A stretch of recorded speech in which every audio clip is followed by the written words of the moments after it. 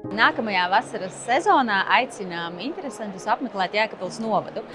Šovasar piedāvāsim ne tikai interesantu pasākumu plānu, bet arī jaunas aktivitātes aktīvā turisma piekritējiem. Esam izstrādājuši jaunu garo pārgājienu maršrutu Krustpils taka, kas ir sadalīta 5 maršrutos, pielāgota arī sabiedriskā transporta plūsmai un ļauj iepazīt aktīvās atpūtas cienītājiem mūsu novadu gan ejot kājām, gan dažus posmus arī braucot ar velo. Jaunums, ko mēs esam centušies piedāvāt mūsu novada apceļotājiem, ir mūsu Daugava. Kā saka zinātāji, tad mūsu novadā vēl ir redzama tā īstā Daugava, skaistā Daugava, kas ir vēl pirms Hesu krastiem un aicina iepazīt gan skaistās krāces, gan smilšainās saliņas, brīnišķīgo dabu.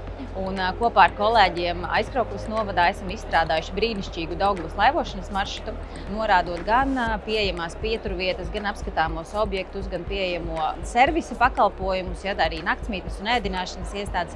Tā kā aicinām doties uz Jēkabpils novadu un atklāt Daugavu pie mums, jo tā ir tiešām pavisam citādāka.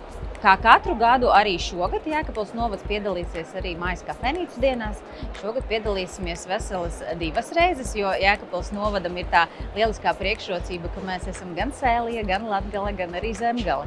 Un mājas kafejnīcas dienas Jēkabpils novadā atklāt aicināsim Krustpils pusē, tas būs augusta nogalē, un savukārt Sēlijas pusē septembra 2. nedēļas nogale. Jēkabpilī ir daudz ko redzēt, daudz ko atklāt. Aicinām ciemos!